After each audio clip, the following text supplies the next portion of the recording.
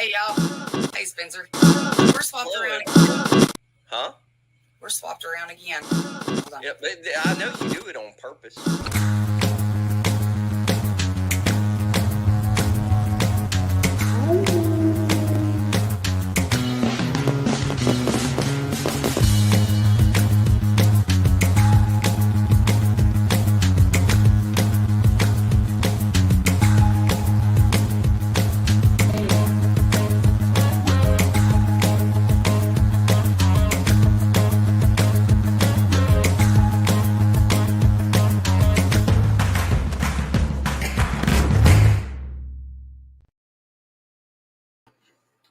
Look who it is. Hey, y'all. Hey, Spencer. Hello, everybody. This is weird. Greg not being here. This is strange. I know. This is like you and me for the first 6 months. You want me to go back and play the first 10 minutes of our first show? That's embarrassing. You want me to go back to acting that shy again? Not really. I want everybody to see you the first time I saw you slurping up that damn taco salad. That's what I want people to see.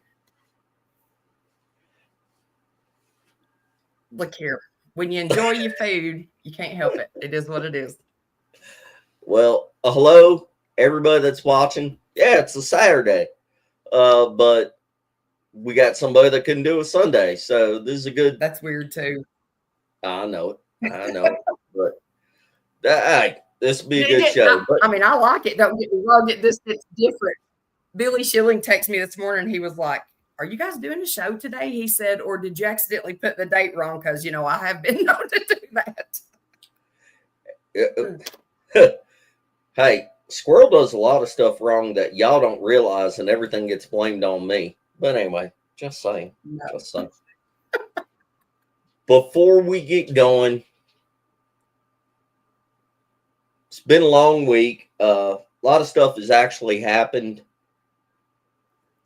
I've spoken to two people that I've never spoken to before on the phone this week. If y'all, whenever you email us, if it's somebody that wants to talk, normally I'm the one that gives out my phone number and gets to talk with a lot of them. But anyway, so I spoke to two of them this week. Just want to say, if y'all get a chance, if you're seeing this show, thank you for the phone calls. Don't want to name names. Also, and this sucks, but we need a moment of silence and appreciation, and probably some prayers. One of our own, Christy Lesley, God bless her. She passed away this week. Christy had been having some medical issues, and I don't want to make it really sad, and I want y'all to know that she was a strong supporter of us, of Sawdust Beast. She came to several outings with us. A bunch of us have stories about Christy, and maybe at some point we'll go over all of that, but just so y'all know, there's a little picture montage thing. But just give some respect for a minute and throw out a prayer and lots of love. And to everybody in the community, we think of all y'all this way, but, we're all family. So, Miss Christy Lesley.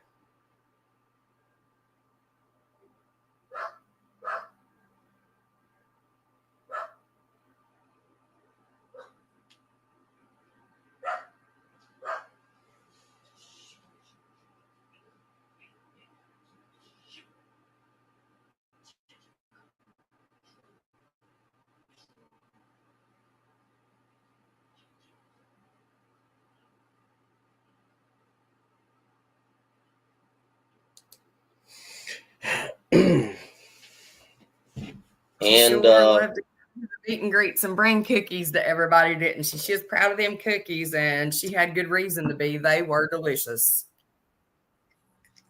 She was the first one to start yelling at people and saying hello and demanding hugs, and then she'd force feed you cookies. I didn't really want cookies a couple times, and I'll be damned, she made you take them, and she wanted me to eat them right in front of her, so she made sure I ate them. That's because she knows how you are.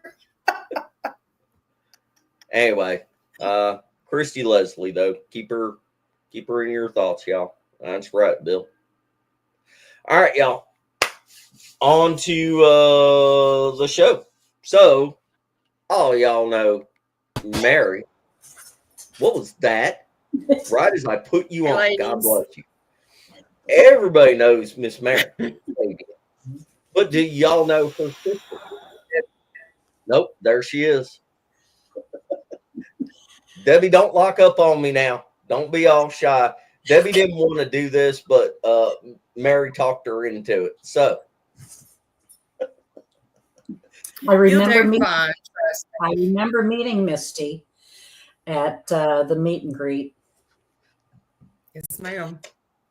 Everybody remembers meeting Misty for the first time. No, was anyway. it you that JR brought water to, or gave a bottle of water to? Yes. Because he asked me whenever he first started watching Mary's show, he was like, you had said something about it. And I was like, yeah, that's Mary's sister. That was me. So, see, I remember people. I may not remember names, but I never forget a face. Man, I'm horrible about names. Me too. So, Debbie, first of all, where do you live? How'd you get to Oklahoma? How'd you get into the Bigfoot thing? Tell us it all from the get-go. Okay. I live in Fayette County in Pennsylvania. That's the southwestern corner.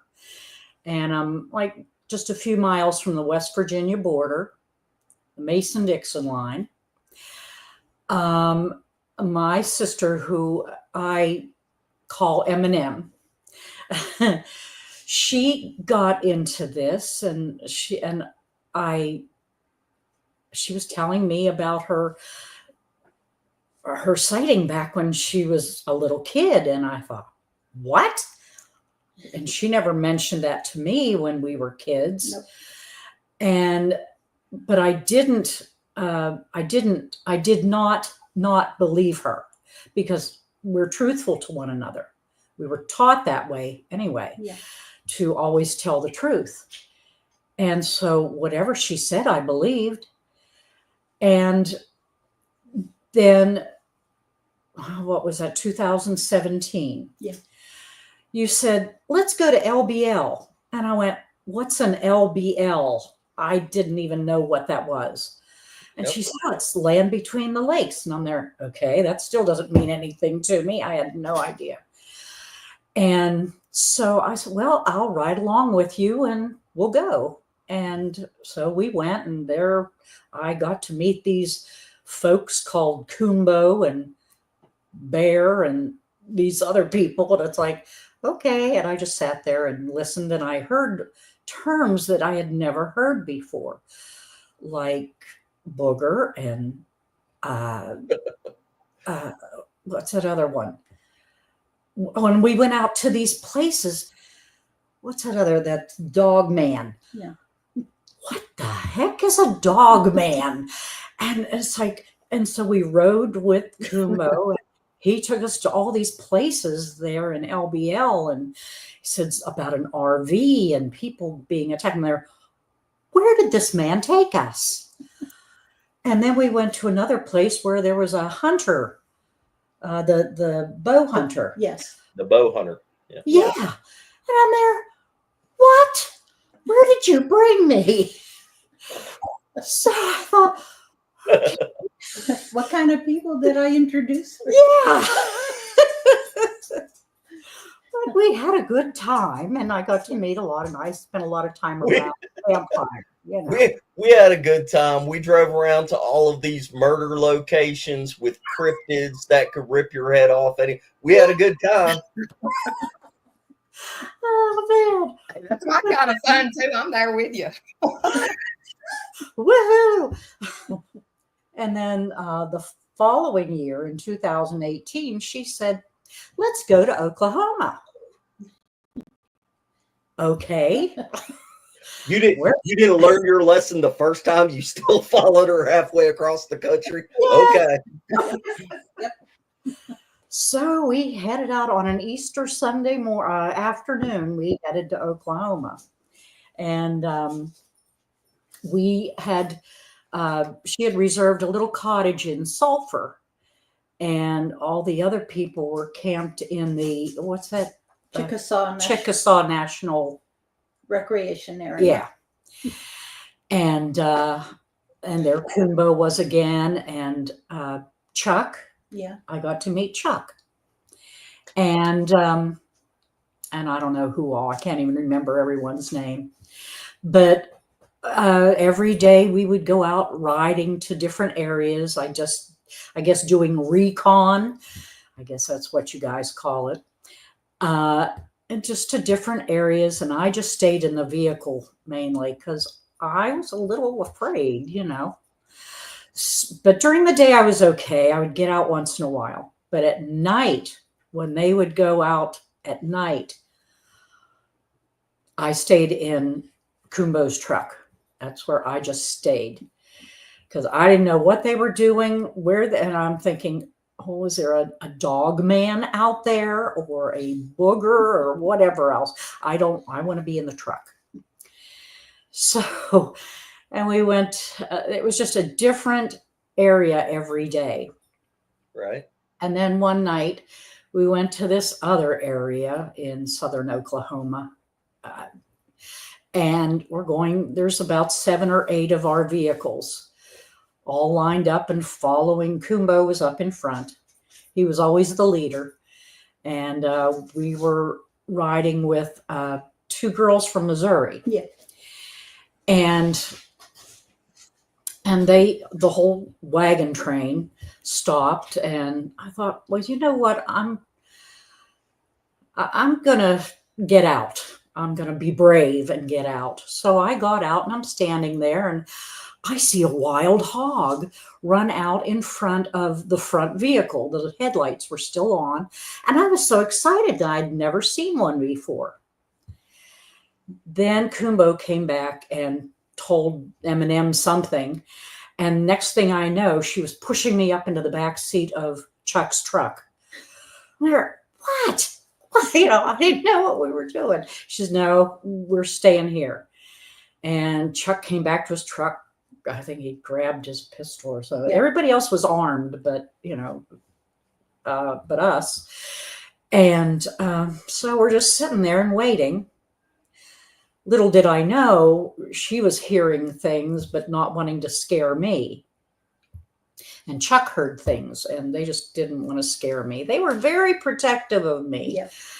And I think back, oh my, God bless you guys. Well, we knew you would have panicked. Yes, I would have panicked. Yeah, there was a Bigfoot about 8 feet from the truck on my side in the bushes, and he was growling. And luckily enough, she couldn't hear it. I didn't hear it because I was looking out the window looking for another wild hog. But we go to murder sites, then we travel all the way to Oklahoma. Oh, look, a hog. Oh, a pig.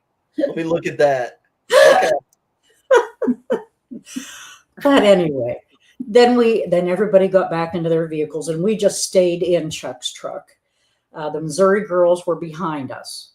So we head on out to it's like we hit a dead end and they did some call blasts.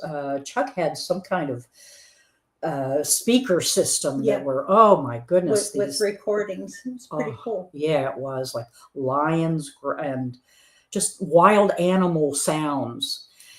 And then everybody turned around and we were heading back. So, and I'm just looking out the window instead of being on my phone, like she always teases me not to do. And I'm just looking out and the headlights from the Missouri girls' vehicle were, shining up into the woods, and I come upon this tree in the shape of a Y. The trees were pretty much still bare.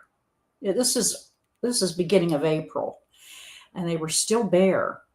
And I just saw this thing up there, and this was a bare tree. I thought it's not leaves. It's like, did I just see what I thought I saw? And everybody's going, and I can't even remember. I think I was in shock. Yeah.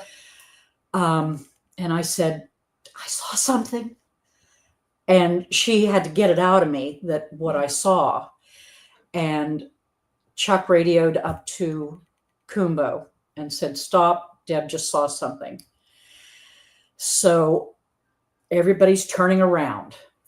Everybody just turns around. We come back down there, and it wasn't there anymore. I found the tree, but it wasn't there. And I got mad because it still wasn't there, as if he's going to stay there and wait for me to, like, here I am. Yeah. Point. Yeah, there he is up in the tree. Yeah. I said, but honest, he was up there, and I'm crying and everything. He was up there. And thank goodness, one of the Missouri girls saw it jump down. After we passed. After we had passed. So that just calmed my nerves. Like, I knew I saw something, and I described it, and I drew that awful, I'm not an artist, but I drew that awful picture of the tree. But I had never heard of them being up in trees. And Kumbo explained to us later that we had interrupted their hog hunt. And that was like a sentry, a lookout. They send the younger one, because it wasn't real big, like I had heard these stories about them being like 10 feet tall, or, really big. This wasn't a really big one, and it wasn't a really little one, like in between, like a teenager or what. I don't know how they tell that, but an adolescent. And that's what Kumbo said. He was the lookout. So how does Kumbo know? I don't know. But from that night on, I grabbed her spotlight, and I was looking up into the trees. Yep. Wherever we went, I always look up into the trees now instead of down at the bottom. Yeah. Now, let me interrupt here for a second. You go ahead. The running joke, every time we would go out, and I had asked you to put this in the title of the video, was that every time we would go out, she would spend all of her time on the phone, and I would say, what are you doing? Just playing Words with Total Strangers. With friends. I love that game. I think I messed that up. I think I put Talking to Total Strangers. I'm sorry. That's okay. But, that was the running joke. Every time we would go somewhere, her head would be in her phone, just playing on her phone. And she would never see anything. So I said, if you get your head out of your phone and quit playing Words with Total Strangers, you may see something. Now, Debbie, I've actually spoken to Mary in person, and she can get fiery. Did she actually say it that politely, like just get your head out of your phone? Or did she use other sentence enhancements whenever she was describing that? Just curious. Let's say those words with several exclamation points. Yeah, that makes sense. So the one time so you actually get out of the truck one time, you're looking around, they shove you back in the truck. Yes. You're like, well, damn, something's actually happening. You put the phone down, you're looking out the window as you're driving through. And of course, a lot of us have done this, and we drive kind of slow and everything. Yes. Well, it depends. If you're riding with Kumbo and going to a restaurant, you're not going slow. But if you're on the back roads, though, and you're going through one of these areas, you're going slow. So you're saying that the car behind you, the headlights, because they were behind you, the headlights were hitting at a different angle. Yeah. They shined up in the tree. You looked up there. You saw something. Yeah. And everybody was like, stop, hold on, we're going back. You turned around. It wasn't there, of course, because you said the girls from Missouri saw it jump down. Yeah. So it's not just you. It was several people that actually saw the thing. Yeah. Go back, if you would, and just real carefully describe exactly what you saw as best you can. Okay. I have described it as a boy on a swing. He had, it was just like this, two hands around the tree, you know, each of the Y, and then his feet dangling and just sitting in that Y. And I was just I didn't know what I saw. I was just in shock. But I'm so glad the good Lord above gave me my sighting inside of a solid vehicle. Yeah. Because if it would have been out in the open, I would have just died. Yeah. I would have been gone. She would have collapsed. She would. Hold on. Describe what it looked like. Also, if you guys stopped, turned around, went back, did you get out of the vehicle and you're pointing at, no, you stayed in the vehicle because you're like, hell no, I'm not getting out. I just saw that thing. If there's one, there's more. That is true. That is true.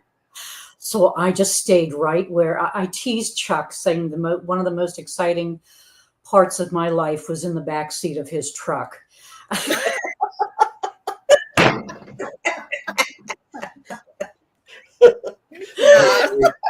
That's great.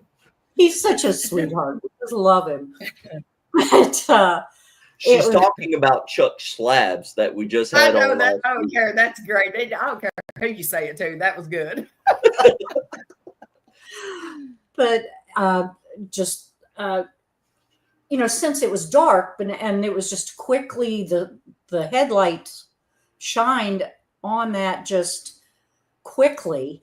But I know what I saw. It was like dark, and you know, the head. I didn't see any particular like eyes or anything, but I saw the figure and the arms and the legs hanging down. Did you, if it happened quick, and I'm sure you were shocked and like trying to make sense in your head what you were looking at.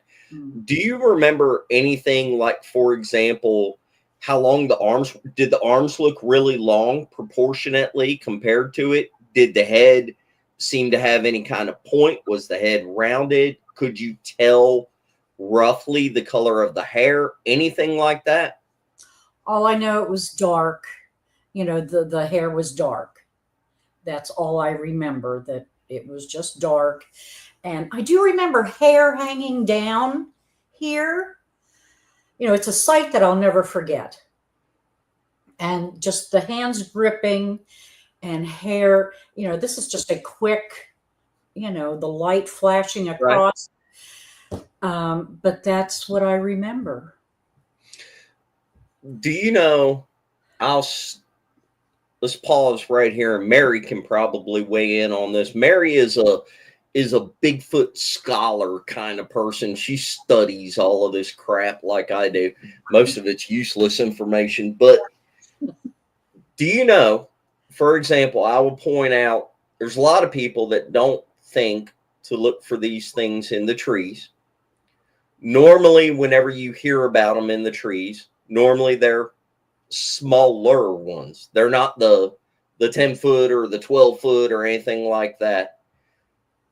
I think that of the ones that I've seen that I believe or listen to that I think are legitimate, for whatever reason, it seems like the young ones climb trees a lot and stay up in trees a lot. And like what Kumbo was talking about, they will get up in trees, at least in my opinion, for like the sentries and the lookouts and that kind of stuff. I've seen things personally that suggest that in real life, but I mean, I've never seen one in a tree. You're one of the few people, though, that has seen one in a tree. And let me say this, if you go back and listen to other people talking about seeing them in a tree, you know what's really interesting is a lot of people talk about them sitting there with their legs just dangling, just swinging out like that. That's a really interesting point. Go back, everybody that watches this show, go scour through YouTube and find the amount of people talking about seeing a booger in a tree. And a lot of them are going, well, there's not that many of them talking about it, but a lot of them that do talk about it, they're going to talk about most of the time of this thing sitting there with its feet, with its legs just dangling out like that. So that's a really interesting thing. How high off of the ground was it? I think they measured it at about 15 feet up. Just estimated. And this was about this 30 was yards from the road. Do what? Say that again.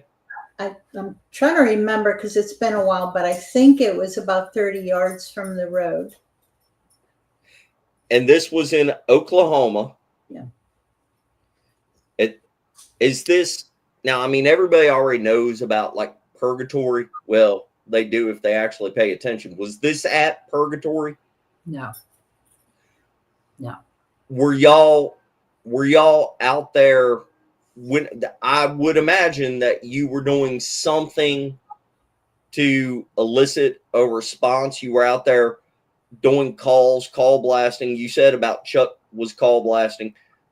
Do you think that the thing came in because you were doing some kind of call or call blasting, or do you think you just caught it off guard? I mean, just what's your opinion? Was it sitting there the whole time? Who knows? I agree. Yeah, we think that since we saw the hog, and the hog was acting weird. It was just walking slow and acting like it was addled or something. We thought that perhaps it had been hit with the infrasound, perhaps, that we interrupted a hog hunt, and that's why it was up in a tree. The foot. Well, let me ask you this: do you think? Go ahead, Squirrel. Up there as a lookout. My internet's cutting out again. Yeah. If y'all were leaving, if you were already in the vehicles, you're leaving, you're going down the road, the lights flash, it's up in a tree, 15 feet off the ground or so, you could imagine, just my line of thinking, you could imagine that one would be up there and ready to jump down on an animal. Yeah. But you also hear a lot of people that I believe, people that have had real firsthand experience with these things where they're on their property, talk about them being setting up the whole ambush predator thing where they will drive prey to another one. Kumbo's a big fan of that also.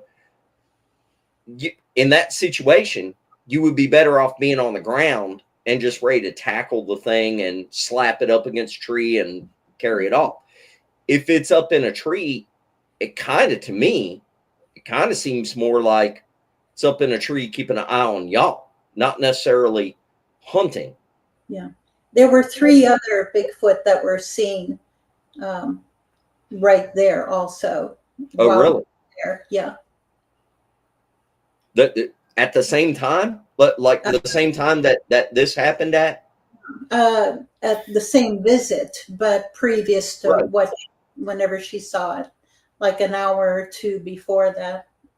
So y'all were out there for a while and several other people saw 3?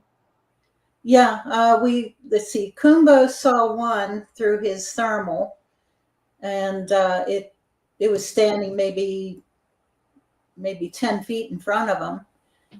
And it walked across the road, and it was standing behind a tree, peeking out around the tree, and then it walked off into the woods. And then maybe an hour or so later, Chuck and I think 2 other people walked up the road, and they spotted 2 other Bigfoot a little bit further up the road. Okay. And they found sign of them also in the area. A lot of footprints. Before we roll on from this thing, Debbie, let me ask you just a slew of odd questions that I have to ask people like you in this kind of situation. Okay. Do you have any reason to believe that you're a little bit more sensitive, or you pick up on other stuff, a little psychic? Have you ever seen a ghost? You seen a UFO? Have you ever died and been resuscitated? You ever been struck by lightning? Any of this weird stuff? No, So, all of those. I don't. I think my little sister here is more attuned to that kind of stuff because she has had experiences like that. I don't know why. It's like the good Lord knows that I would just. He's not ready for me yet up there, so he doesn't expose me to any of those things. She is much stronger than me in that area. yeah, but then that goes back into Mary actually is kind of sensitive, and you know your sisters. So I mean, maybe you got it, and you just like look the other way because you don't want to deal with it. Yeah. Just saying. Yeah. Because there's been times when she and I have just been driving along and she'll say, pull over. So I'll pull over and she'll get out and look at something. She'll say, come here. I said, nope. You look, I'm not. I'm going to stay right. I just. I got a question about the one that was up in the tree. My internet is cutting out so bad. I didn't hear half of what was said. Aw. When you said it was sitting in the tree and that it wasn't very big, but it wasn't very small, and so you think maybe it was looking out like for all the other ones. I'm wondering too if maybe possibly that they're not just the lookout. Maybe it's one of the younger ones, and that's how they kind of teach them to hunt. Also, if they're sitting up there and watching, kind of observing. When you sit on a dock and somebody's fishing or whatever, and you're just hanging your feet off the water and you're not doing anything, you're just bored and just hanging out. What do? I sit and twiddle my thumbs and kick my feet, let them dangle, and just kind of take everything in. It reminded me, I think back, I've described it like a boy on a swing. Yeah. You know, just holding on and just the feet dangling. That's how described it. How many times have you heard people talk about like structure? Personally, I've found this several times where there will be structure of something like say a bow, an arch. There'll be a big one here, and then 15 feet away, there'll be a tiny one, like tiny little sapling, only 3 foot long. And it looks like, you would think it looks like, hey, do what I do, follow, I'm doing this, and then something smaller is doing that too. And to Misty's point, and that's a really good point, Squirrel. I have those sometimes. Thank you. If you just let me talk. You're free to jump in here anytime you want. I'm sorry. Don't start your shit in the middle of a show.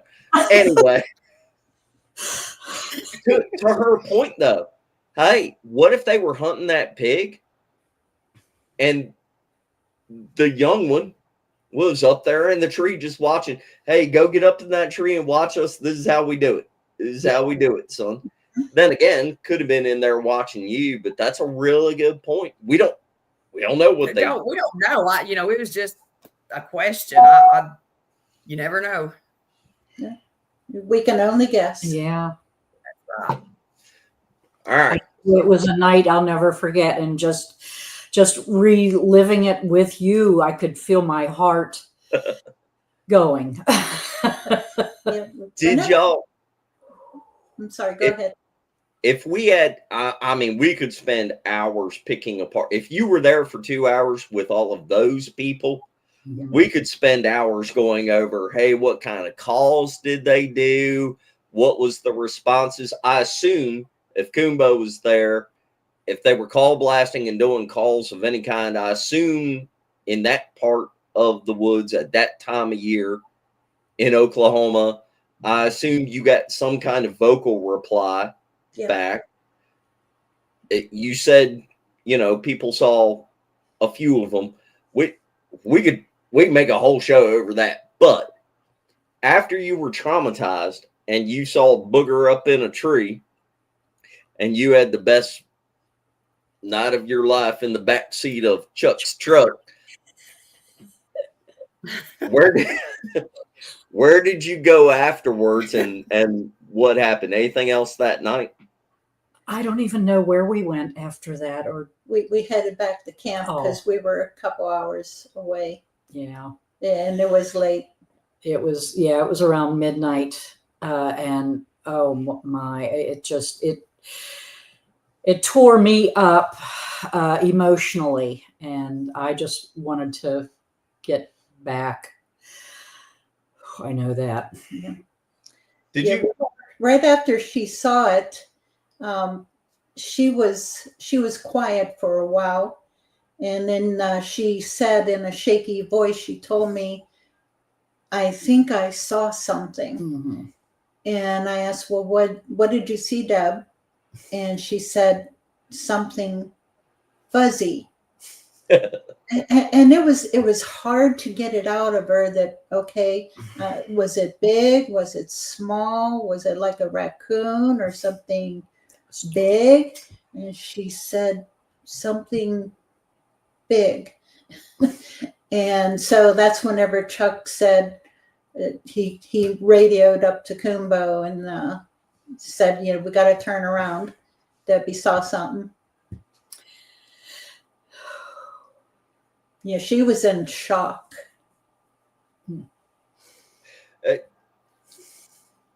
After all of this happened, did you have any kind of residual things afterwards, like weird dreams?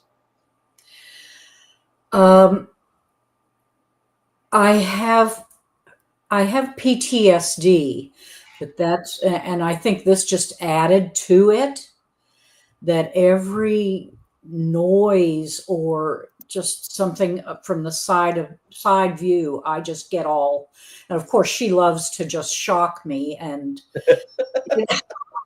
she's a little sister. She will always be a little sister. And and I think that just accentuated, I don't know if that's the word, but amplified my PTSD. I think that's what that residual effect did to me. Just curious, have you ever seen orbs? And did you answer, have you ever seen a UFO? You said no. No.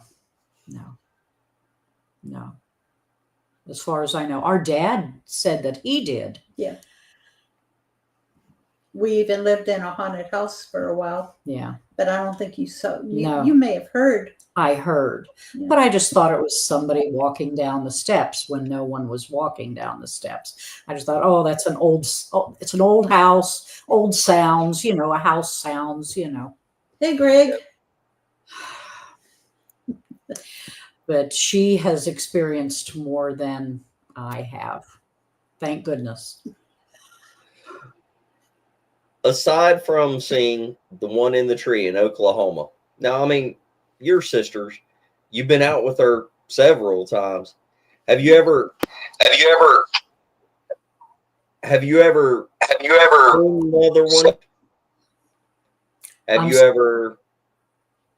I don't know what that was, is feedback or something. Have you ever seen another one. Have you ever had any other experiences after that that were, impressive? No. And if that's the only sighting I ever see, I'm happy. I'm satisfied. I don't think my old heart can handle another one. But hanging around with my little sister here, who knows what she's going to get me into. Oh, what do you mean? Her? We got to get both y'all back to like the next meet and greet, and we're going down south again. Yeah. Oh, there's shit down there. Debbie, come prepared. I will. I will try to be prepared next time. Just say when and where. I'll be there. This fall, maybe. House, what are you up to? You work today? Yeah, I'm gonna have to keep my mic muted, cuz. I think you probably get the feedback from me. Does it sound all right? It sounds okay right now. Okay. Getting next. No. Yeah, I wound up had to work, so I'm gonna keep my mic muted. Do you have Did you get Facebook on? Did you get your beard trimmed again? It The looks. side, It looks. Yeah, it's the side. All right, turn that microphone off. Oh my God, is that what I actually sound Yeah, like? I hear it's that. bad, actually in the bad. speaker. Holy Yeah, that's shit! what I you need to sound stop like. talking. I need to stop talking. Shut up. Sorry, too.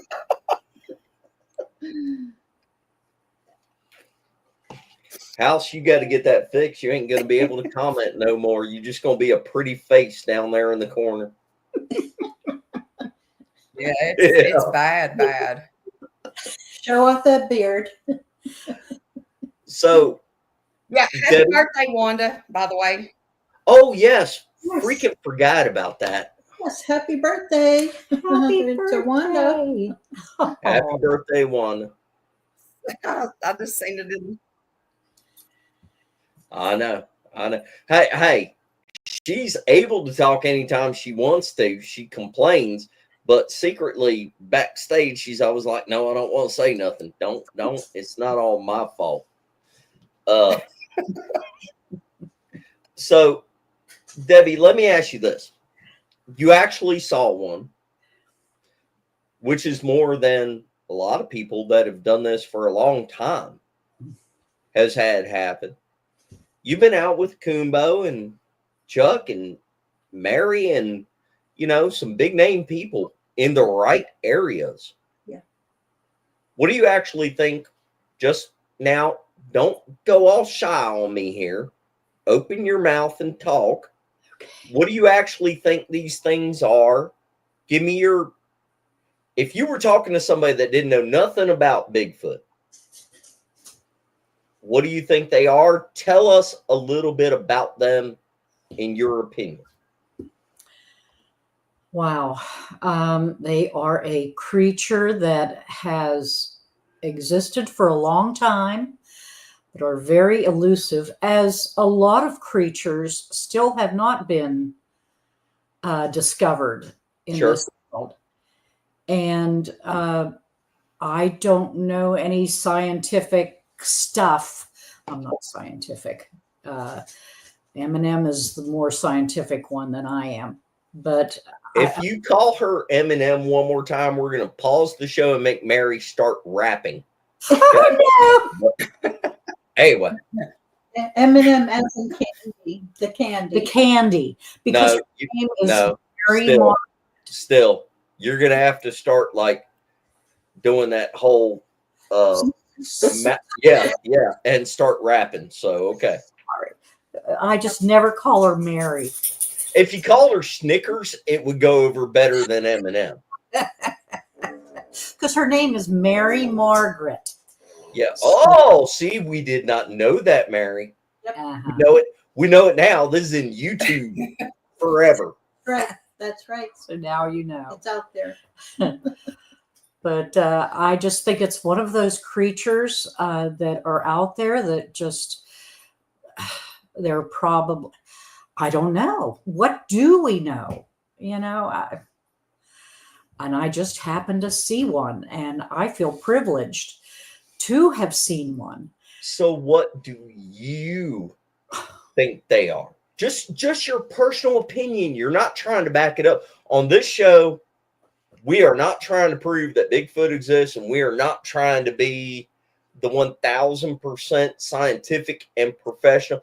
I want to know, what do you, hey, I've never seen one from 30 yards away or whatever in a tree like you have. What do you think? Just put it out there. What do you think that these things are? And what is your personal feelings about, like, what it was doing and the way that they behave? You've been around this stuff. Come on, give us a little bit, show a little leg. Not just to Chuck, you got to tell us too. I think it's a species all its own. What that species is, I don't know. God created it for some reason. And there's just not only one. Like one of my relatives said, "Oh, you believe in that Bigfoot? Did you see it?" As if there's only one, like Santa Claus. Right. They have family units, and what I believe that in different parts of the world that they are different types, and they probably adapt to their environment somehow. I don't know. It's not an ape, but they're ape-like. And it's not human, but they are human-like. So I don't know. So I kind of in between. That's okay. That's okay. That's my whole scientific brain there. Yeah. Very good. I'm a high school graduate, at least. Me too. Mary, do you have anything to add to that whole trip? Anything that she didn't cover? Just say it was a fantastic trip. We were there for a week, and on that particular trip is whenever I saw the running Bigfoot at the casino. Yes. I think it was the next day, or I can't remember. I can't remember. I don't know. Those days kind of the blurred. Yeah. In case people have not heard that story, what would you mind going over that again about what happened with that? Sure. Yeah, we had left the camp that morning because we drove about I think it was about 3 hours out from camp, and camp was at the Chickasaw National Recreation Area outside of Sulphur, and we drove out. Can't remember what area it was, but we went into a place called Purgatory, and this was during the day that we first went in there, and just scouting around, walking around, checking out the area, and beautiful valley, absolutely beautiful. There's a cattle ranch there, apparently, because we could see cattle out in the distance. I love the red dirt. Yeah. I took a handful of it, and I still have it. Okay. And we left there, went out to eat, and we returned back to Purgatory at nighttime, and went in there. There were some calls made, call blasting, and Kumbo did the calls, and he got a response from 3 Bigfoot. There were 3 of them that responded. They were 3 different directions, but they were miles away though. but after his call, they started coming in. And as they were coming in, they were calling. And they were coming in pretty hot and heavy, too. You can tell that they were kind of pissed. And so all of us, there were about 14 people altogether, along with in 7 vehicles. And we were all packed down there at the bottom of Purgatory. And whenever we heard those calls, we all crowded a little bit closer together. But at this time, no matter what, Debbie was in, I think you were in Kumbo's truck, Mhm. and she was not getting out, especially at nighttime. So, anytime that she was in the truck, I stayed close to her, just to make sure that she was okay, that, she wasn't having a heart attack or panic attack or whatever.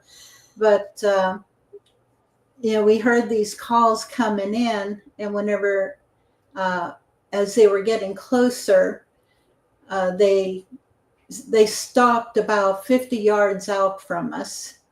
And, in this valley, there were trees and bushes, a forest up top the hill. And, but they each came in from the 3 different directions. And you could kind of hear them and see them moving around a little bit. But that was about it. They didn't call anymore, and they didn't come in any closer. But they just kept moving around, and eventually, apparently, they went away because we didn't hear anything more.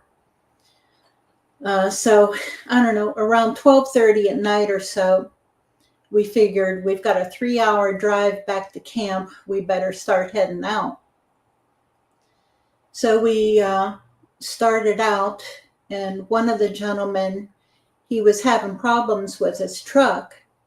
So we pulled over into the parking lot of a casino, which was a few miles away.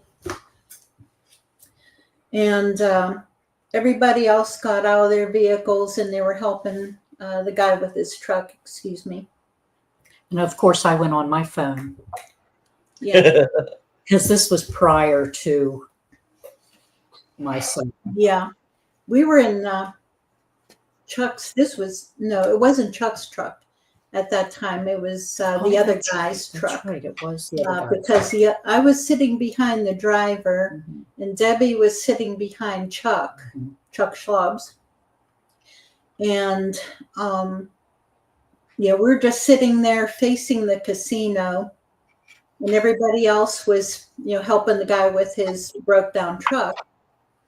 And the driver and Debbie got on their phones, and they're just playing words with total strangers. They do, on their phones. And Chuck and I, I always say it doesn't matter where you're at, you always stay alert. Be alert to your surroundings. And I was looking out the window, and Chuck was looking out his window. Okay, comment there, Christy. Yeah, this was in Oklahoma, southern Oklahoma. She said, when was this? 2017, 18? Yes, 18. 2018. Yeah, 2018. Early April. Yeah, early April 2018. And we were, I was looking out the window, of the back window, kind of forwards, and Chuck was looking out his window. And all of a sudden, I saw movement coming out between the casino and the building next door. And something came running out across the parking lot. And this is 12:30, 1 o'clock in the morning, under the bright lights in a casino parking lot. There's pickup trucks and vehicles there. And this thing just came running through the parking lot, through the trucks, and across the highway and into the woods on the other side. and it was really moving very fast, and much, much faster than a human would be able to run. And Chuck said, "Did you see that?" And I said, "Yeah." And the driver and Debbie, they both looked up from their phones, saying, "What? Do you know, like talking about stuff like we're out there doing calls and we heard them reply, and then they were coming in and they sounded like they were pissed. Yeah. Do you know the average person? So, I mean, whenever we all talk, just so everybody on YouTube land knows, this is like right now, this show, this is like us. We're friends and we're talking amongst ourselves. So whenever we say stuff like that, I think it's probably hard for the average person that has never gone out, that has no experience with these things. They don't understand like how significant something like hearing a booger scream from a distance and you go, shit, that's a booger. Because if you've ever heard one in real life, you can tell. I mean, I don't know how to show that in a YouTube video, but like sometimes when you do calls, they come in and they want to see, well, a lot of times when you do calls, they come in and they want to see what's making that call. Yeah. And if you've ever been there, whenever people that, know what they're doing, do this, and you hear it, you're like, holy cat, what was that? I mean, I've got recordings of people going, what the F was that? And holy crap, and all kinds of stuff. After you've done it a couple times, you get used to it and you're like, oh, there's one. And then you're listening as they were coming in. I want to go back to the part about where you were like, they were coming in from 3 different directions. What kind of calls were they doing when they were coming in? Did they do it in a way that sounded like they were pissed off and they were coming in to find you? It did? Yeah. So what were they doing, like a standard howl? Were they? No. It was I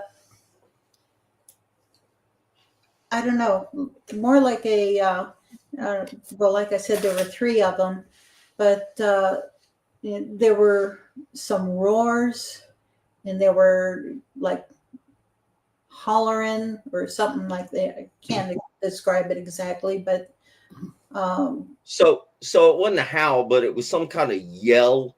It was something. Did it sound aggressive when they were doing it, when they were coming in? To me, it did. Sounded aggressive. Like they were pissed.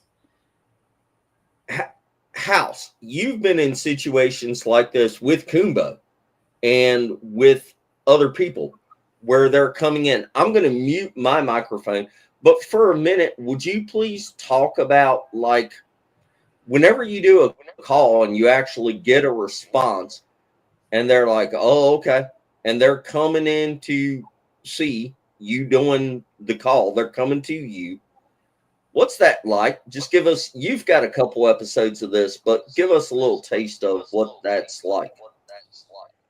Well, the main thing is, once you've been around these things a pretty good bit, you can tell the difference when they're kind of benign and they're letting you know they're there, or when they're, like Mary said, they're absolutely pissed off. The reason I tell people to be really cautious, if you're going out for the first time by yourself or with a group of people that don't know anything about these things, you can get yourself hurt. I mean, you could be the next chapter in the missing 411 book. I've been around a lot and been in the woods a lot and was around these things a good bit. And then, I kind of had the super lotto ticket to be kind of drafted into Kumbo's tight group of people. And, I was going out with them. And I I hit the super lotto with the people that I learned to go boogering with, actual to go provoke these things, because I would never do it on my own. I didn't have to provoke them. But when you're out there, that's what I tell people. I've been in places where Coonbo would call them up. They'd get around close and everything's okay. You're having an interaction with them. You're hearing them. They're letting it be known. But then you may go the next place you go. These things will be like Mary said. They're upset. And once you hear them upset, that's what I've told y'all. When Coonbo looks around and goes, boys, we better go. They don't nobody stand there and argue going, no, let's just wait and see what they do. Hell no. You're seeing assholes and elbows going for the damn truck. Yeah. You're getting out of Dodge. And that's just it. They ain't nobody there in that group gonna argue and go, well, we're here. Well, this is what we're here for. We're getting interaction and y'all are wanting to leave. Oh, let's just stay. No, you get in there and they're not happy. I'll promise you, I don't give a shit how much you want that video or how much you want them pictures or that recording. You're going to load your ass up and you're going to be like, who's got the keys? We need step on it. Everybody with, why didn't you take a picture? Yeah, that's what I was asked. Well, why didn't you take a picture? Yeah, okay. Yeah, I could have reached down, dug out my phone, brought up the app for the camera. Yeah, okay. And it's nighttime. Yeah. Yeah, I could have gotten a nice shot. Yeah.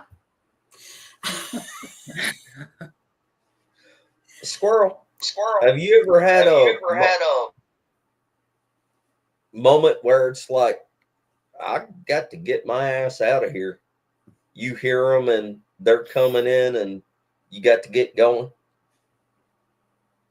We are, yeah, but it's happened a couple of times, but apparently I haven't got scared enough because I didn't want to go and neither did Sherry. No, that's because you're dumb. It's not because you weren't scared. I think several of them got in the truck and locked the doors, and me and Sherry split sides and both took off down each side of the road going separate ways. And so I don't know, we're either not all there or a little too daggone excited about trying to get eaten or something, I guess. Yeah, 14 people. We had 14 people in our group, and I think that's why Coonbo gather all that many people together, and that's why we didn't load up the trucks immediately and head out. But I'll never. I'm sorry. Go ahead. I'm sorry. No, I was just going to. I'm Go sorry. ahead. I'm cutting out. I'm lagging, I think. Go ahead. I'm just going to say something that Coonbo told us that I will never forget. If you go into an area, turn your vehicle around to face out. And I'll just never forget that. Well, you said that you don't care whether you ever see another one or not. Yeah. Back to that, that was our very first trip out when that happened to us. And it scared, it scared us all, don't get me wrong. But the ones that were really scared that, got in the vehicle, that it took months and months, maybe even a year or longer before they ever got back out. I'm not talking like you going out with Mary. I'm talking they didn't come to the meetings. They didn't want to discuss anything. I had to try to keep everybody talking on the way home because I could tell everybody was like freaked out. And so I would definitely put him out for bait, but I'd watch for him too. But he said you. Do what? I did grab my sister's spotlight and I was looking up into the trees, and that's what I look for now when we are out. I look up into the trees instead of down on the ground. You probably wouldn't be as bad the next time. Everybody, the first time that something like that happens, it terrifies a lot of people. So don't feel bad over that at all. And I guarantee it, the next time is going to be in my opinion, I would think more of an excitement than being more terrified. I hope so. I hope I'm with my little sister. I'm just glad that she continues to come along. Yes. That's right. Yeah. It's exciting, ain't it? Even though it's scary. We are traveling partners. We will be until the very end, till death do us part. Yes. Well, another place that y'all have been that we were talking about before we went live, you've been to Brown Springs, and Yeah. I would love to go there. What did you think about Brown Springs? Loved it. I loved it there. Creepy as all heck, even though during the daytime. But it was great. We got to meet up with a few other researchers from the area also. DDoS, he was there, and his partner and a couple other people joined us in there. But I got my picture taken right in front of the springs with Chuck and Dee and Kumbo. And It was very nice. And then we walked up to the cemetery and ooh. Did you see what I posted about the Teslas and the ghosts? Greg was telling me about that. How did I not even know this? I didn't know it either. He keeps dropping off. Hold on, Greg will be back in a minute. Wait, Mary. Yeah. You're the only person that's ever said, what the hell? He keeps bouncing out. I don't know. You're the only person I've ever said, or I've ever heard say, oh yeah, I just love Brown Springs. It was awesome. Everybody else is like, holy cow, that is the creepiest place ever. Oh, I'd go back in a heartbeat. Yeah. You've been to Purgatory. Do you think Brown Springs or Purgatory is creepier? Brown Springs. Yeah. Really? Oh, yeah. Yeah. Debbie, what's your opinion on that? Yeah, Brown Springs was definitely creepier. Of course, you know, at Purgatory, I was only hiding in a truck the whole time. So I didn't get to experience what she experienced.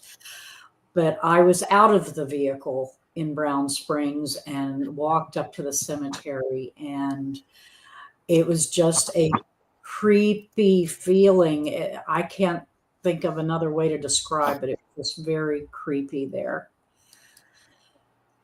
You know, I'm sure before y'all went there, you already knew about the history of Brown Springs. Yeah. Do you know the story? And I'm not the one to retell it because I don't know all the details.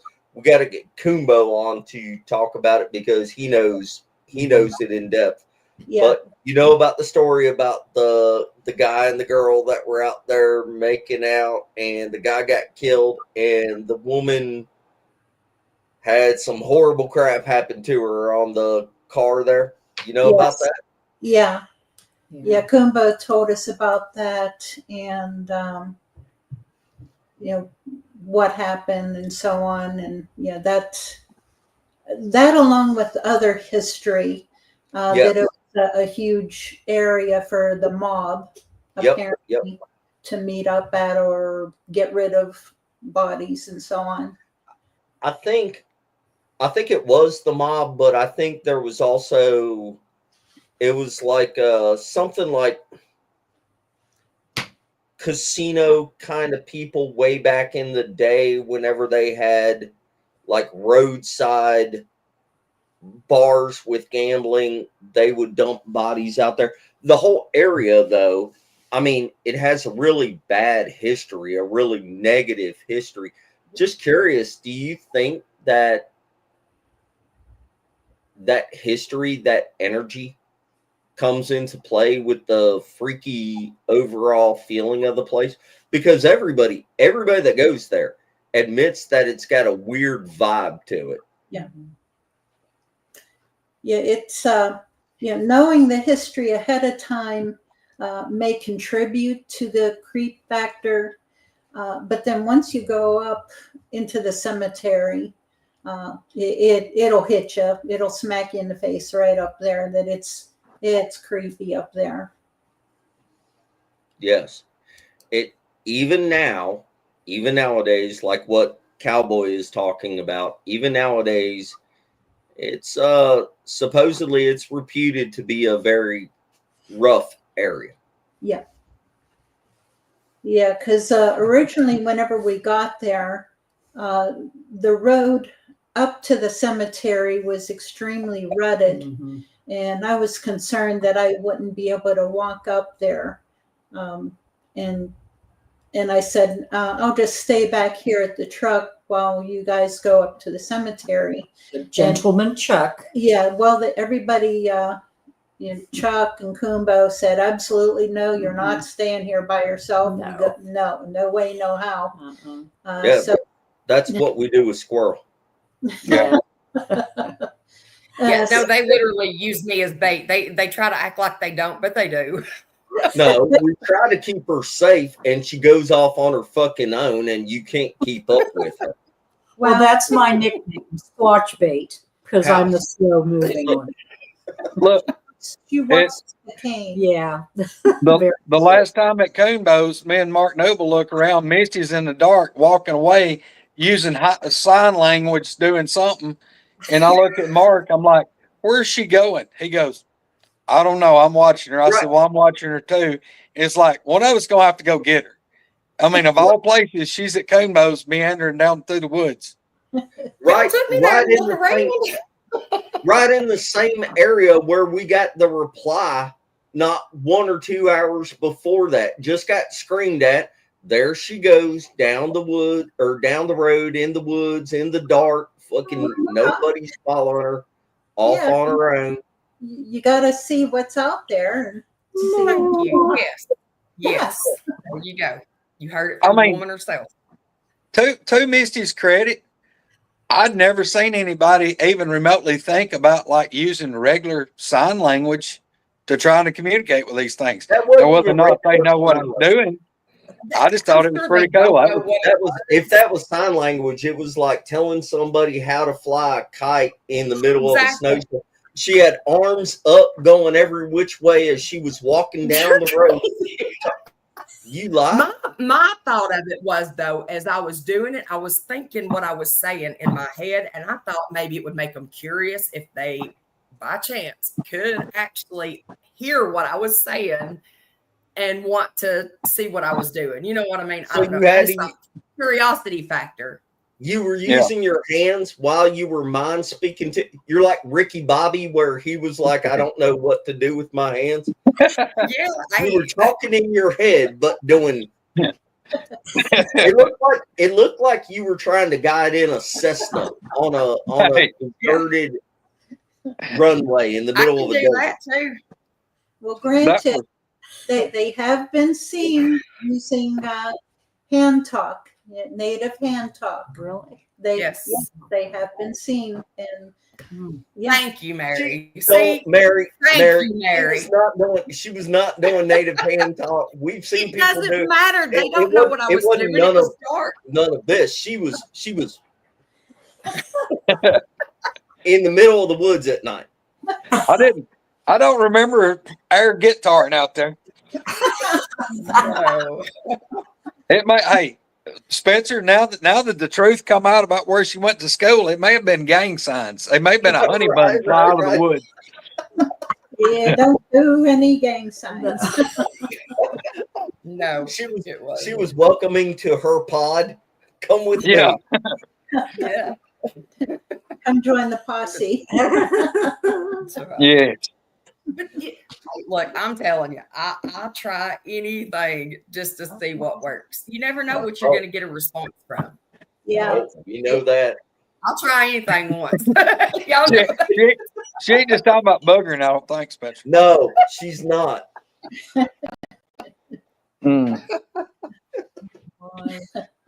Yeah, a friend of mine was talking about his experience. In fact, I know two people that experienced the hand talk.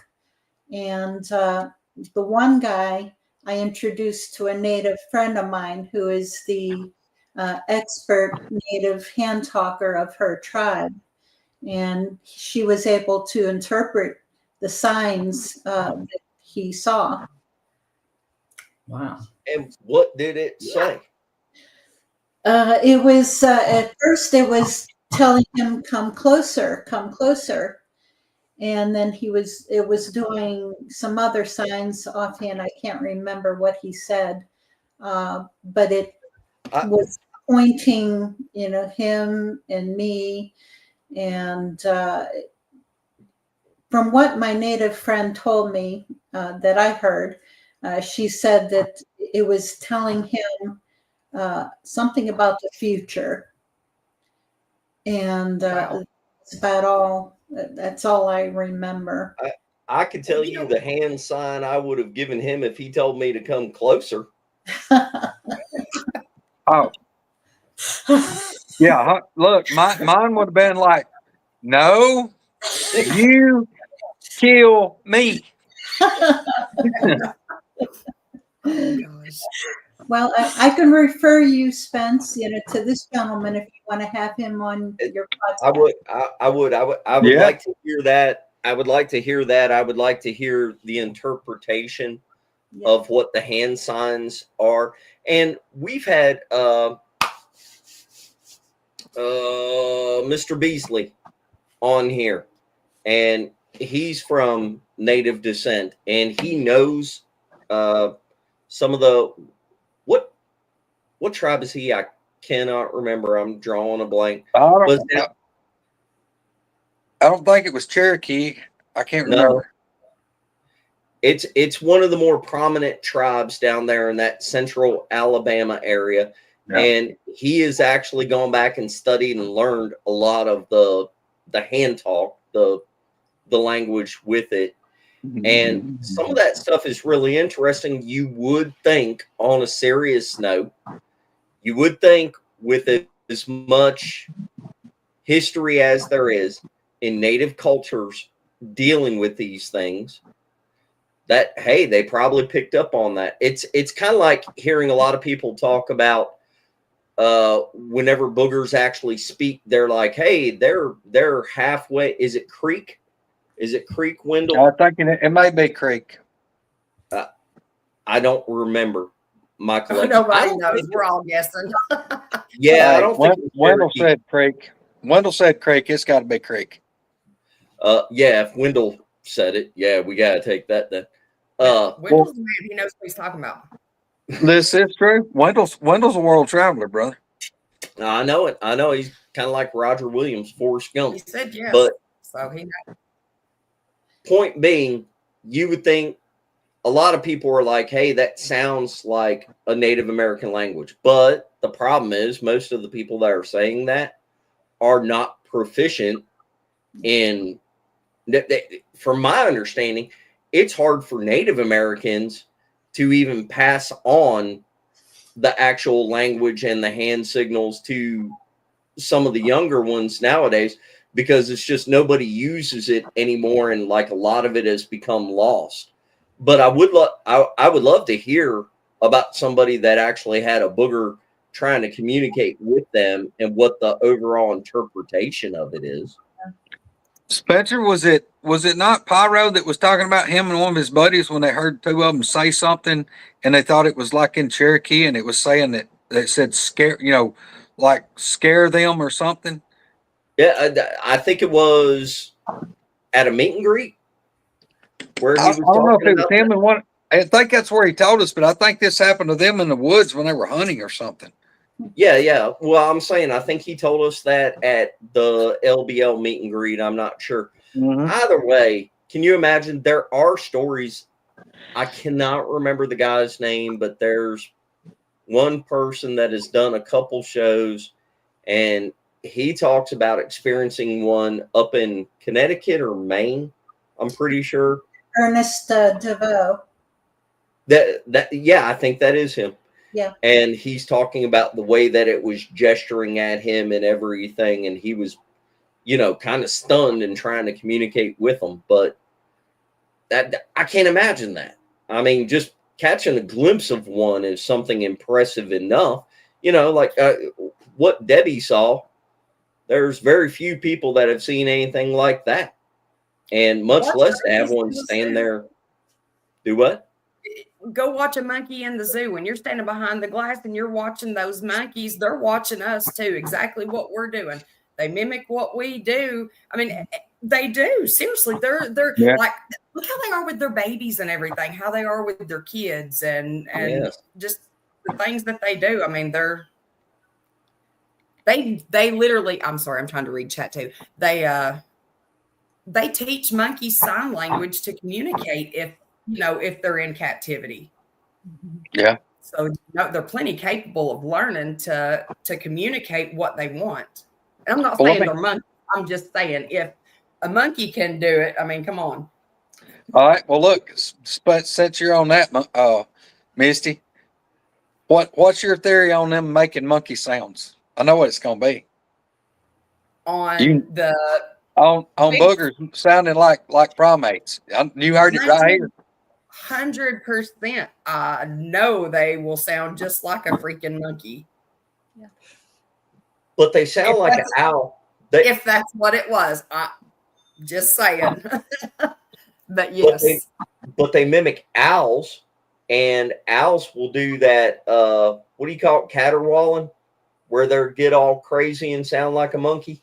Yep. No, but if this was, yeah, this was broad daylight, up in the morning or evening, but broad daylight, and it sounded like there was 5 or 6 of them, and it sounded like they weighed 1,000 pounds apiece.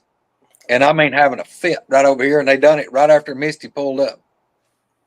It was during the summer, probably what, about 4 or 5 o'clock? Maybe, I don't know. It was daylight. But yeah, I hadn't been there 5-10 minutes, and it sounded like a zoo. Now, could it have been owls? It could have been owls, I guess. But, I've never seen that happen, especially not during the day. I've never had. Oh, I do have another question, though. Go ahead. Go ahead. No, I gotta let dogs out anyway. Y'all go ahead. I'll be back in a minute. Well, no, I just wanted to ask Mary, because I know you do, like the holistic stuff and all that too. You're more into like more natural stuff. And I know we've kind of talked about in your chat, our chat, everybody's chat about like them using certain herbs and foraging and, doing things like that. Well, was it Chuck Schlab's show, or when he was talking about the hedge apple being bit? Oh, yeah. Yeah. And yeah, because I wasn't on here, but I was in chat and I had commented about that. And have you ever seen that where they look like they've just had like bites out? Because I'm wondering, we have a guy that lives here around us, and this is not medical advice, y'all. I'm just saying. Supposedly, the man was eat up with cancer, I think stage 4, and freezes them and grates a little bit off. I don't exactly know how he does it, how he uses it, but has been taking it every day for years and is maintaining just fine. When the doctors couldn't fix him. So you wonder when you see stuff like that out in nature and what you're looking at. How many people walk past stuff that they have no idea unless they actually study or do the kind of stuff that we're into? Absolutely. Makes you wonder if that's why that hedge apple had been bitten like that. I don't know. It's possible, or I had heard, we around here, we've always called them monkey balls. Mm-hmm. That's what they're known as around here. And so you wonder, monkey balls, why is that? But, we know them just more for mosquitoes and bugs and spiders. You put one of them out and they'll keep bugs away. Yeah. Well, those things, I mean, we don't have any right here that I know of. I've never seen one in the woods anywhere. But, I mean, from what I've seen, those things look like they're really big. Yeah. And for whatever, here's the thing. If they're that big as a grapefruit, yeah, that thing's mouth was massive. I mean, to bite that big horseshoe out of that's a big old mouth. Yeah, I've never seen. We'll have to watch for that. When they're down on the ground and they start to rot, y'all, first time I ever found one, and Jim told me what they were. This is when I first started hunting with them. He's like, oh, that's a hedge apple. And I was like, well, I thought it was a brain. And I'm not kidding. I literally thought something had caught a rabbit, or I didn't know what, but it had started to rot, and it even had a little bit of like pinkish brown color to it. It was so weird looking. Yeah, they are. Yeah. How far down the question list was it before you said, can I eat that? I asked him if we could eat them. I knew it. You don't want to eat Of course. I knew it.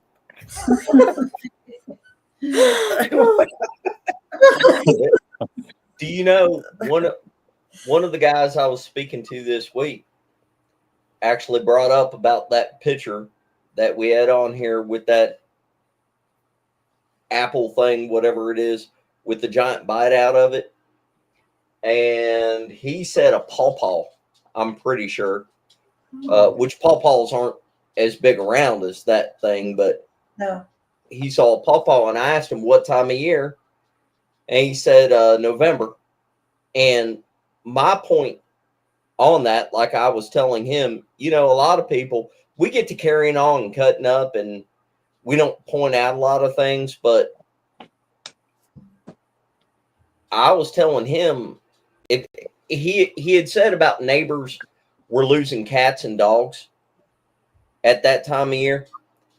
Just so everybody knows, once you get into going into winter, especially December, January, February, there's not a lot of natural vegetation out there. I mean, just look at the animals. The animals are scrounging, Once deer have eaten all the acorns off the ground, they're going around and eating, any kind of shoots and green stuff that they can find anywhere. Boogers are following the coyotes and the deer and all of that kind of stuff because that's their food source. Whenever even that becomes diminished, though, it's the winter time of the year where you do have to be careful and pay attention to your surroundings and everything. I'm not a big proponent of the missing 411 stuff. Do I think that boogers could snatch up people? Yes. Do I think it happens all the time? No. There'd be a whole lot more missing people, in my opinion, if it did. But the winter time of year, hey, all I'm saying is if you're out there in the woods and you don't know what you're doing and there's only one or two of you, you might be on the menu. So you should probably seriously consider that. I guess my point being about the horse apple thing is, don't think that they're the friendly forest giants and they're vegetarians and they're out there eating giant horse apples and they're not getting anything else. Just something to point out. That's all.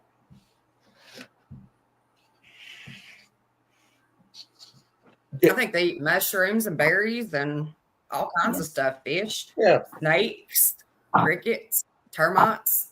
I think they're what is it? A scavenger?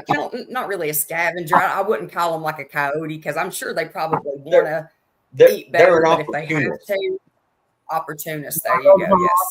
Yes. Wild hogs. Yeah. Those. Yeah. The two that I heard talking back and forth that day, the first one that came in was just over the crown of that little hill from me. And when that thing got down there just below me, and we're talking about less than 100 feet, probably about 90 feet from where I was at. And I was sitting on the ground, hid in a brush pile, deer hunting. But I heard that thing pull that log off the ground, and it sounded like Velcro ripping, think of a 25-foot long piece of Velcro, 10 inches wide. I heard it pull loose, and then it got quiet for just a second. And then I heard it hit the ground, and it's like it bloop, bloop, bloop, bloop, and hit a tree because it was on a steep slope. That thing, it sounded like you had a garden rake raking that soft soil where there wasn't any leaves, what was under that rock. It sounded like somebody had a rake, and you could hear like the dirt like splashing out on top of the leaves. And the only thing in my mind I could come up with was that, you know, anybody that's been in the woods very much, if you roll an old log, roll it out of the way, it's going to be those, like down here, it'd be the big white grub worms and crickets and all kind of bugs. Yep. And the only thing I could put together was that this thing was scavenging all that stuff that was under that log, because it sounded just like he was getting like that loose, soft soil and was just slinging it, because you could hear it like it was splashing out on those dried leaves.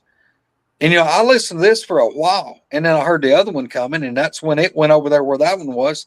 And that's when they got to doing the, we'll say, samurai chatter. And it was just a weird, and it even had, I guess, some Native American sound to it. I mean, I've never heard anything like that. But I honestly believe that's what really convinced me that these things would go through and was probably eating any kind of nutrition they could find, be it plants, animals, bugs, worms, grub, whatever. And, you know, for me, I believe that they're kind of like a bear. And I mean, y'all all say that bear eat meat, they eat plants, they eat worms, they'll dig, like Misty said, like termites. You know, a lot of stuff will dig up, like down here we got so many fire ants. You know, they'll dig up and lick the larvae out of the fire ants. So yeah, I mean, I think that these things are probably just an absolute apex predator, and they actually can eat anything that they can find to put in their mouth. Yeah. A bear will dig up a yellow jacket's nest, and we don't even want to be nowhere around it. Right. Yep. Well, I mean, there's many people talking about, hey, where they found like water moccasins and copperheads and everything turned into a knot, like literally wrapped into a knot, and like their spine broken and stuck up on a tree. There was one guy talking about while he was fishing, he went over to a tree that was laying down on the edge of the water going into the water. And there was like 3 snakes wrapped into a knot and stuck up on that tree. Oh. They probably are opportunistic and, like what you were saying, eat anything.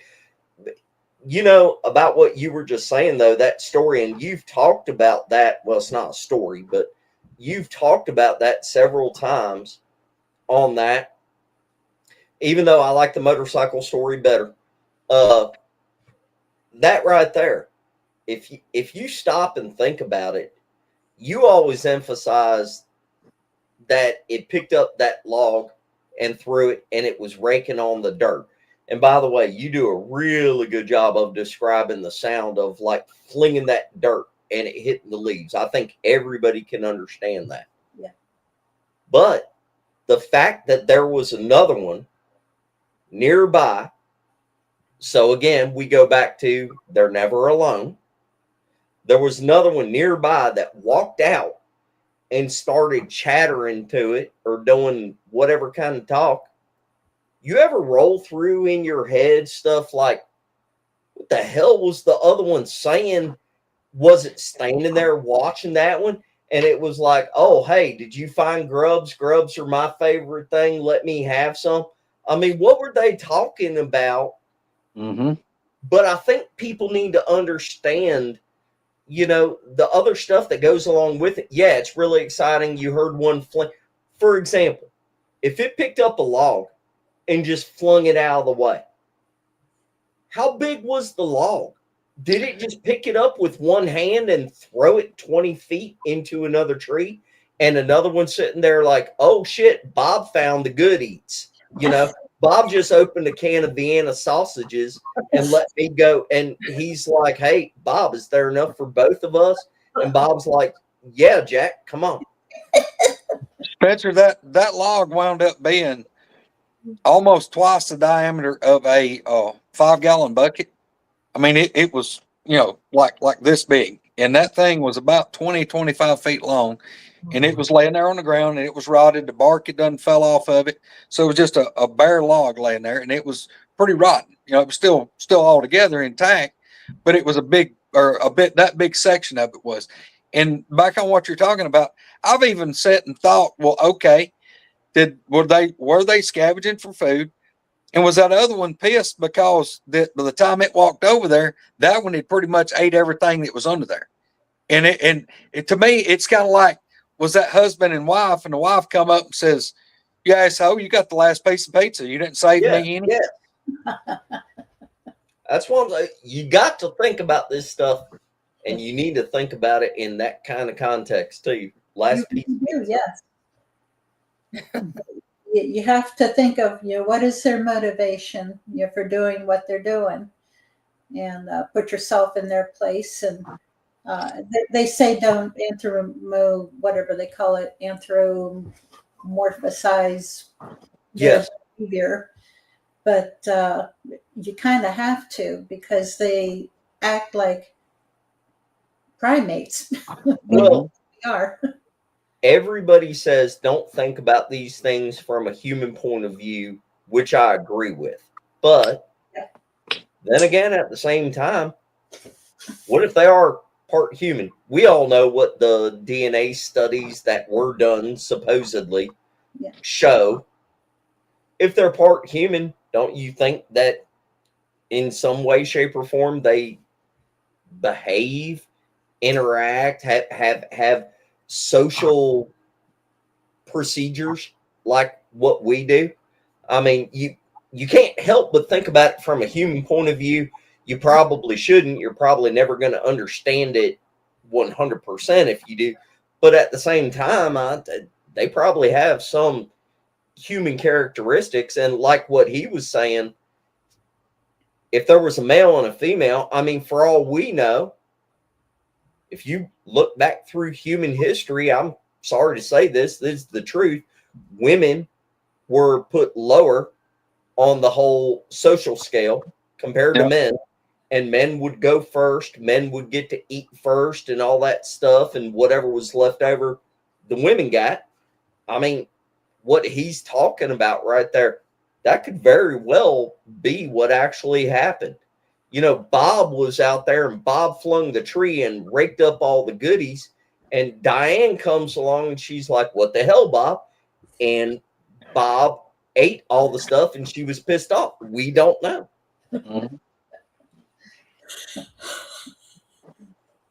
Yeah. This Diane must have been like me. She must be a snacker. That's what I was gonna. That was gonna be my next question. Would be, okay, Misty, hypothetical. If you knew that there was some pizza in there you really loved, and you went in there and JR was eating the last piece in his empty box, would you be upset? JR knows better. See, JR knows better. So for all we know, I get snacked. For all we know, Diane ate the last grub, and Bob was like, "Damn it, woman, save me some." Yeah. I mean, I've told everybody since that happened to me. Not Bob and Diane. No, those two, they sounded like they were in a heated argument, because and look, that's the way Wanda does me. She'll get right in my face and I'm thinking, you big overgrown hairy animal down here, and you're getting your ass chewed out just like I do at home. I mean, that's honest to God, that's kind of what was running through my head. This has been one of the most enlightening and intellectual discussions on Bigfoot behavior ever put out there on YouTube. Y'all didn't know it, but this is like one of our late night shows. This is like a night owl show right here. Right. We're just all over the place. Well, seriously, look, this is how you learn stuff. Yeah, we don't know. We're just bouncing stuff off each other, but it makes you think about other possibilities other than what maybe you did think about. And that's just like going just cause. That's just like the gibberish that Greg talks about. How many people have you heard say that? Yeah, well, you've heard people say that you've heard them speak words. Look, Debbie Jones said she heard one say her name, Debbie. No, you've heard other people say that you've heard them speak English. Yeah. Wait. But I'm saying that my point is. Go ahead, Mary. There is a recording of it going, "Hey, Debbie." Yes. Yeah, and go ahead, talking and dogs and so on. But no, I've heard the samurai chatter also, where it sounded like they were going back and forth, but it was only just a short conversation. And this was on the other side of the wall from me in the middle of the night. Oh, wow. If I would have heard, oh my, if any of them would have called my name, I would have just dropped in. Yeah. What if the one in the tree was doing sign language to you, Debbie? What if it was like, hey, you look good, come here? Come here, Mama. Yeah, Debbie been like, I would have died in the back of Chuck's truck. If it was reason like, for me hey, that, though, is you because- come here.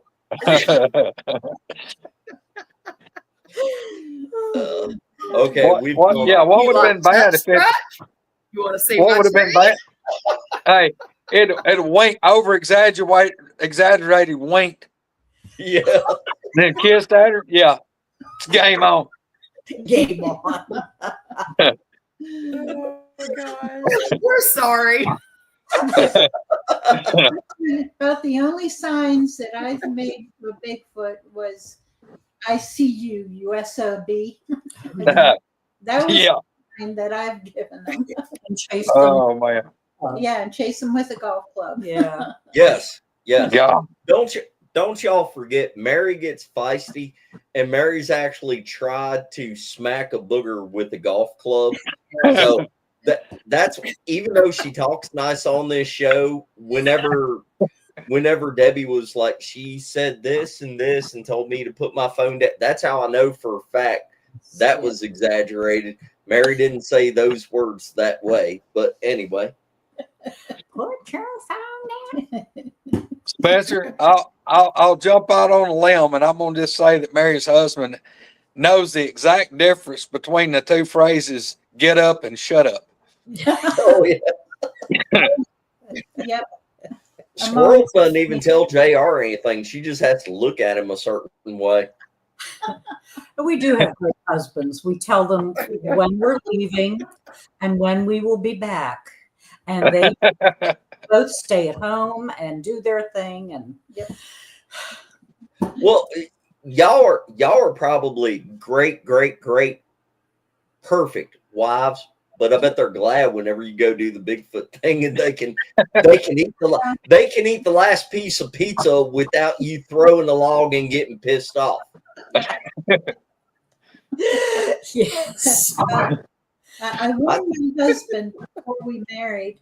I said, you'll never be bored. And now he knows why I said that. I sent Misty's husband a list of divorce lawyers the other night. I was like, look, dude, I just looked these up in your area. These are the top 4. You need to put this in your phone. Just so you know. Last night. Said, wait till I get him actually leave you. He said, and he gets to go live his best life. Yep. He's horrible.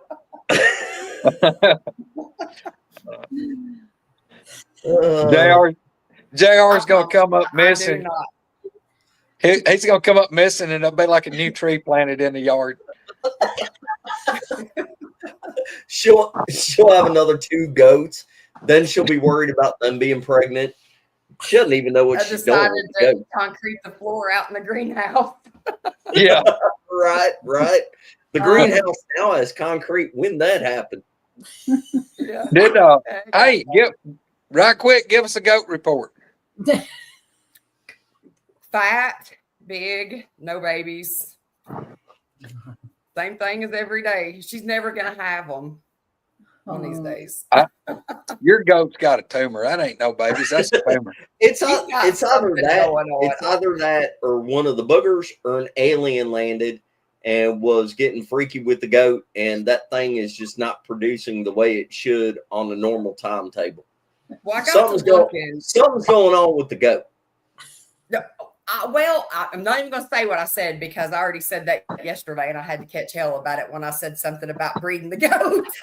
Spencer was like, I could go so many ways with it. And these are like pygmy. I knew it was late. You know what I mean? From when I normally put her in with the billy goat. So I looked it up. I thought I'd wrote it down and I didn't. And I looked it up, and on average, it was around the 26th of January. So if I really was later, like I thought, then of course she's later. I jumped the gun, I guess, and was just excited, waiting on her to, because she gets back. Like, she had triplets one time, and her belly almost struck the ground. She's like this tall and this wide. You jumped the gun. This has been going on for 3 months. I'm getting excited. I can't help it. They're babies. They're like this big when they're born. Like, I'm just ready for them. Aw. Can't wait to see the pictures. I know. Keep us posted. Oh, They are so freaking adorable. Look, you even got Mary and Debbie on a show that's supposed to be about them. They're like, oh, baby goats, and they're excited about that and everything too. Yes. We haven't talked about They're Mary cute. or Debbie for the past 30 minutes, and this is their show, and you have convinced them that they're excited about goats. Everybody likes goats. yes. We grew up on a farm. We had sheep and horses. Yes. See there. Hey, what I'm thinking about before we wind it down too far, Mary, what kind of super Pennsylvania Bigfoot stuff y'all got coming up anytime soon? We have a camp out coming up at the end of April, and that will be at Michaud State Forest, and that's in southern Pennsylvania along the Maryland state line. Now, is that just for people that's already in your group, or is that for people that want to come and show interest and join the group, or what? Whoever wants to come is welcome. Okay. There y'all go. If you're up there there, and you want to go out with people that have actually experienced the real deal, you want to open invite to go meet them and walk with them and pick their brain. I can assure you, well, probably a third of what you've seen on this show is about how we are whenever we all get to camping and sitting around and just talking, except for this is moderate. This is mild compared to what we do in real life. But if you want to open invite to meet people that actually know what they're talking about, there you go. Say it again, Mary. When's the dates and where's it at? April 24th to the 27th. And that is at Michaud State Forest.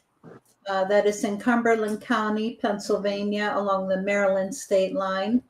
And you'll have to join the Pennsylvania Bigfoot Project group to get more information as to exactly which campground. Yeah, that's how we do it too. Look, Jeffrey said he'll be there. Good. All right. Looking forward to it, Jeff. Now, Mary, what do y'all plan on doing? I mean, can you kind of give us a rundown on what y'all do at one of those camps? Well, usually I've never been to Michaud State Forest, so this will be new for me also. But I've checked it out enough online. There are a lot of reports from there, and I have friends in the area who can also take people around as to the active areas. But yeah, we usually play it loose. You know, I don't have anything structured, nothing like 2 o'clock we do this, 3 o'clock we do that. No. Yeah. Hey. Are you picking? What? Are you picking on a timetable? I have to do a timetable. I have to do a timetable with 120 people. Oh, okay. Don't let him lie. Even if we have a schedule, nobody sticks to nothing. We just do whatever the hell we Ain't want that to. the truth? Ain't that the truth? You're like, hey, group photo at 2 o'clock. At 3 o'clock, everybody's like, are we all here? It's like, what are y'all doing? Don't do a timetable. It never works It's out. hard to round everybody up like that. Yeah. Now, Well, now, Mary, if so- you see me around the campfire, come on over to the campfire. We'll talk. so anybody that's seeing this, if they're not familiar with your group, they can go on of course on Facebook on the Pennsylvania Bigfoot. Was it Pennsylvania Bigfoot Project, right? Yes. On Facebook, ask a join, be a member, I guess, and Yep. okay. And for everybody that ends up seeing this, Mary's Facebook page is one of the best overall Bigfoot Facebook pages. I mean, she keeps it very clean. Yes. There's good information on there, a lot of links to a lot of shows. You can actually get some really good information off of that. If you're watching this and you're not a member of her Facebook page, 1000% go over there. Yeah. Yeah. Please. Yeah, and that's the thing. I mean, I love to brag on Mary because she absolutely deserves it, because they have got such a great page. And you know, Mary's got so many years into this, the knowledge that she's got. Yep. I mean, she's got hands-on. She's had all these reports from other people. And, you know, I want people to really realize that the absolute wealth of information that Mary's got dealing with boogers. And I'm just glad to call her a friend. And she is a really good place if you are anywhere up north within, yes, her book. Yes. Yes. It's available on Amazon. Uh-huh. What I've learned about Bigfoot, 50 If years. y'all are anywhere up north, something that really should be said, Mary has contacts with everybody. And if you're anywhere around her and you've had a sighting, if you've had any kind of experience, if you just want to ask, hey, this is what I saw or this is what happened to me, you should absolutely contact her. Yeah, please. She's very easy to talk to, but definitely contact Mary if you are anywhere around her.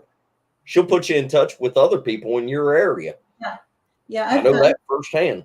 Yeah, like Spence says, I've got contacts all over. And She does. I can find someone, you know, near you or in at least within a couple hours that can help you out. But yeah, contact me anytime. And the cool thing about Mary's, dealing with Mary or dealing with her group, y'all, it's a safe space to go talk. That's a safe, you don't have to worry about the ridicule, just like on our place. And that's the thing I love about Mary's group. They don't put up with people on there. They handle the trolls very well. You're not going to get trolled. You can go on there and ask questions and talk to the people. And there's people on there that have experienced the same things that you probably experiencing, and they're willing to talk. And look, I mean, if you want somewhere to talk to somebody, they got a great place to do it. Mm-hmm. Thank you. I'm proud of my little sister and what she has done since the beginning of this. It amazed me, and she's really amazing. Great little sister. Although there are times I want to just take a time for and put her upside the head. But don't forget, I'm humble too. Yes. I'm so very humble that no one else is as humble as I am. You know, it's just amazing how absolutely magnanimous and humble. Calm down, Eminem.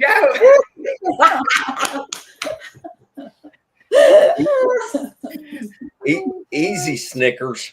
Thank you for doing the show.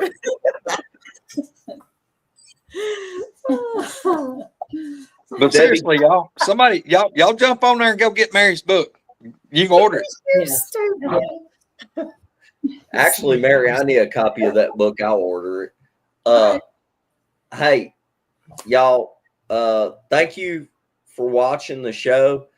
Debbie, since it was supposed to be about you and we just completely took over your damn show, do you have any closing? No, I know. We had to prod Debbie to get her talking before we even got on the show. You've done great. She did. You did do really good. Do you have any last things you want to talk about? Well, just that I am so glad. I'm so thankful that you all made it a lot easier for me to talk, and just thank you. And I can't wait to get together with all of you again. Yes, Oh, ma'am. we'll have something. Same here. We'll have something. I'll get an extra big bowl of chicken soup with your name on it. Ooh. Oh, wow. Yes. So good. And your chili. Oh, chili. Yeah, Yes. you make your chili just like our mom. Oh, yeah. Yeah. Good. Oh, thank you, Admiral. I'll tell you what, I've been craving Verby's rum cakes ever since we came back from the last meet and greet. They were good. Man. Well, Oh, y'all, they were good. we're gonna jump off here. Thank you, Mary. Thank Thank you. you, Debbie. Thank you. Gary Spox is having a stent put in Tuesday. Y'all Really? remember to Prayers. put him in your thoughts and prayers. Yes. Misty, is Gary doing a Yes. show with this evening? Is that right? Is he on the Southern Belle? Isn't that right? I'm looking. He said somebody was. Maybe it was. I didn't catch the whole I thing. think it. That was when my If I'm not wrong, it's like 5 p.m. Central today. Gary, are you doing a show on Southern Belle Bigfoot? He said yes. Okay. All right. today. Yes. What the hell, Gary? You don't even come on here and you doing all these other shows. That's because she talks so soft and Southern, Spencer. That's what sucked him in. I'm gonna tell you what's gonna kick him out. Listen, speaking of talking, I had a point earlier whenever I was saying something about, them speaking English and, there again, squirrel got sidetracked. But if y'all haven't seen the movie Nail, go watch that because that'll kind of give you a little bit too on how people or I guess whatever things learn how to communicate. Like the lady had a stroke and had I can't remember if it was one or two kids. I think it was two sisters. But anyways, they communicated together, but the only person they were ever around was their mama, who her face was paralyzed and she couldn't speak in full sentences. You can't hardly even make out what they're saying. And it sounds like a bunch of mumbling and just random whatever. But it was because that was the only person they were ever around. And that's how they learned to speak English. But they communicated with each other and knew exactly what each other was saying. But nobody else could figure it out when the mama died. And I don't want to tell the whole story. But anyways, check it out. That'll kind of give you a little bit because it's got Jodie Foster in it. I'm pretty sure it's an old movie. Okay. Okay. Yes, that's a good movie. I've seen that. Nell, not Nail. Yes, Nell. that's what's said. Nail. And apparently, you need to learn how to communicate with humans. But anyway, Nell, Nell, Nail. not nail. A nail is something you use to pound into a damn board. Nell. It's not Say it with me. Say it with me. Nell. Nail. There you go. Nail. That's what Uh, All right. Y'all, as we go out of here, one more time, thank you for being here. Please, in all honesty, you never know when somebody is going to be gone. Keep it in mind. Going to post the Christy thing. Love y'all. Have a big heart and love everybody and get along with everybody. Definitely. Thanks for watching the show, y'all. Thank you. Thank you. Love guys you all. Thank y'all. Big love, for doing y'all. the show. All right. Here we go. Bye. Bye, y'all. big Bye. love, everybody.